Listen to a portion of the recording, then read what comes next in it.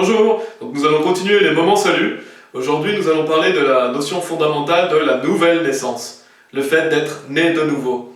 Et dans une prochaine vidéo nous parlerons de la nouvelle créature. Mais aujourd'hui étudions bibliquement cette notion de nouvelle naissance. Et pour cela allons dans Jean chapitre 3, donc, qui est le célèbre passage où Jésus-Christ parle avec Nicodème. Et commençons au verset 3 qui nous dit « Jésus répondit et lui dit « en vérité, je te dis, à moins qu'un homme ne soit né de nouveau, il ne peut voir le royaume de Dieu. » Nicodème lui dit « Comment un homme peut-il naître quand il est vieux? Peut-il entrer une seconde fois dans l'utérus de sa mère et naître ?»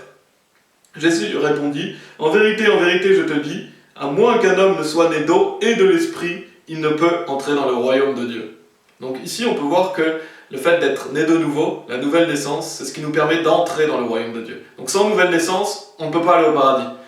Et Jésus nous explique comment on peut être né de nouveau. Et bien à moins qu'un homme ne soit né d'eau et de l'esprit. Donc qu'est-ce que c'est que naître d'eau? Et bien c'est dit dans le verset 6, ce qui est né de la chair est chair et ce qui est né de l'esprit est esprit. Donc naître d'eau, c'est la naissance physique. C'est lorsque nous sommes dans le ventre de notre mère et que nous naissons physiquement. Et c'est ce qui est dit d'ailleurs au verset 4 que nous avons lu, où Nicodème lui dit « Comment un homme peut-il naître quand il est vieux? Peut-il entrer une seconde fois dans l'utérus de sa mère et naître ?» Donc naître d'eau, c'est le fait d'être né physiquement. Donc lorsque nous sommes nés physiquement sur cette terre. Et c'est absolument pas naître d'eau, c'est absolument pas le baptême. Parce qu'il y a vraiment des personnes, des faux prophètes hérétiques qui disent que né d'eau, c'est le fait d'être baptisé. Déjà, Jésus aurait clairement dit baptisé d'eau, il n'a pas dit baptisé d'eau, il a dit né d'eau. Et le baptême est une œuvre. Donc ici, ça parle absolument pas du baptême, ça parle de la naissance physique que nous avons tous vécue. Et donc, nous devons naître physiquement et ensuite naître de l'esprit.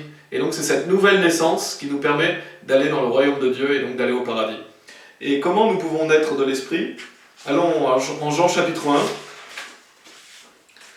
au verset 12, qui nous parle de Jésus-Christ et qui nous dit « Mais à tous ceux qui l'ont reçu, à eux il a donné pouvoir de devenir les fils de Dieu, c'est-à-dire à ceux qui croient en son nom. » Verset 13, « Lesquels sont nés non du sang, ni de la volonté de la chair, ni de la volonté de l'homme, mais de Dieu. » Donc la nouvelle naissance, c'est le fait de devenir un enfant de Dieu. Et comment on devient un enfant de Dieu?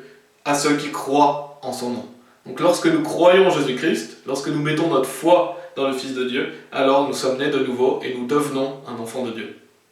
Et il est bien dit au verset 13, « Lesquels sont nés non du sang, ni de la volonté de la chair, ni de la volonté de l'homme, mais de Dieu. » Parce que c'est pas par nos propres œuvres qu'on peut être né de nouveau. C'est pas par nos propres bonnes actions, notre volonté de bien faire, mais c'est par le fait que Dieu nous permet d'être nés de nouveau lorsque nous plaçons notre foi en Jésus-Christ. Et nous recevons ce jour-là l'Esprit Saint en nous, et nous en sommes scellés jusqu'au jour de la rédemption. Et cela est confirmé en Galates chapitre 3, au verset 26, qui nous dit « Car vous êtes tous les enfants de Dieu par la foi en Christ Jésus. » Donc comment nous devenons enfants de Dieu? Par la foi en Christ Jésus. Donc ça confirme ce qu'on a vu précédemment, c'est le fait de croire en Jésus-Christ qui nous permet de devenir un enfant de Dieu. Et c'est donc ça qui nous permet de vivre la nouvelle naissance, lorsque nous sommes nés de nouveau par la foi en Christ Jésus, que nous devenons un enfant de Dieu. Et donc la nouvelle naissance, elle a lieu une seule fois. Parce que combien de fois nous sommes nés sur terre? Une fois. Donc nous sommes nés d'eau une fois, et nous sommes nés de l'esprit une fois, lorsque nous plaçons notre foi en Jésus-Christ et que nous devenons un enfant de Dieu. Et nous restons enfants de Dieu pour l'éternité, comme notre Père physique est pour toujours notre Père céleste est pour toujours notre Père.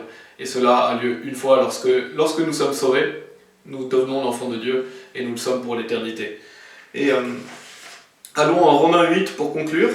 Romains chapitre 8, qui nous dit au verset 16, « L'Esprit lui-même rend témoignage avec notre esprit que nous sommes les enfants de Dieu. » Ça veut dire que l'Esprit Saint que nous avons reçu rend témoignage avec notre esprit que nous sommes les enfants de Dieu. Donc ce qui montre que nous savons au fond de nous que nous sommes un enfant de Dieu, parce que l'Esprit Saint rend témoignage avec notre esprit que nous sommes un enfant de Dieu. Et donc c'est pour ça qu'une fois que nous avons cru en Jésus-Christ, que nous sommes sauvés, nous n'allons jamais cesser de croire en lui, parce que l'Esprit lui-même rend témoignage avec notre esprit que nous sommes les enfants de Dieu.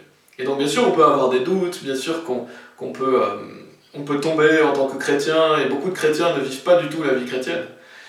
Mais la Bible nous dit ici que nous savons que nous sommes sauvés, parce que nous avons l'Esprit Saint vivant en nous, et parce que nous sommes un enfant de Dieu et nous le restons pour l'éternité. Donc nous ne pouvons pas arrêter de croire en Jésus-Christ. Lorsque nous avons cru en lui, nous sommes sauvés pour toujours, nous sommes scellés de l'Esprit Saint et Dieu est notre Père.